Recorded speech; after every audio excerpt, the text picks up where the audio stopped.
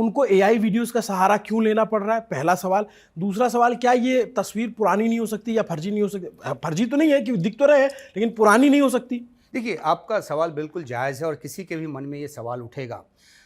जहाँ तक एआई की बात है, तो क्योंकि मैं तकनीकी जानकार नहीं हूँ एआई का, हालाँकि ठीक है कि जो जिस तरह के डिस्क्रिप्शन आ रहे हैं, अगर आप देखें कि जो बिलिंग काउंटर पे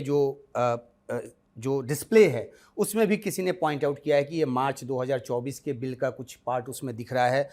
वो वीडियो भी पुराना हो सकता है, कुछ उसमें एआई का काम भी जो है वो हो सकता है। हालाँकि एक भारतीय न्यूज़ चैनल ने उस कैफ़े के ओनर से भी बात की, उन्होंने कहा वो आए 20 मिनट यहाँ पे रुके और उसके बाद तो वो तमाम तरह से इसको तस्दीक करने की कोशिश जो है की जा रही है। जहाँ तक इस तस्वीर की बात है जो पीएमओ के ज़रिए से की तरफ से जारी किया गया है, मुझे एक बात ऐसी लगती है कि अगर एआई वीडियो का सहारा लेकर या किसी पुरानी फ़ाइल फ़ोटो का सहारा लेकर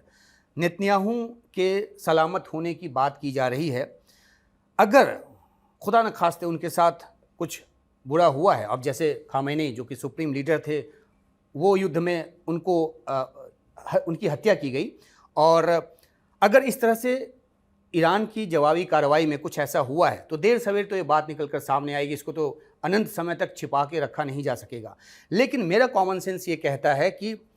इस तरह से और ज़्यादा अपनी फजीहत आने वाले समय में इजराइल नहीं कराएगा कि वो कल को ये कहा जाए कि देखो इनके लीडर जो हैं उनके साथ इस तरह की बात हो गई थी, लेकिन ये एआई वीडियो के ज़रिए अपने आप को ज़िंदा बताते रहे। तो मेरा ये कॉमन सेंस कहता है, मैं गलत हो सकता हूँ, लेकिन मुझे ये लगता है कि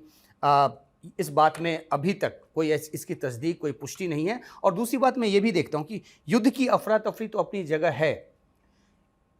इजराइल में अगर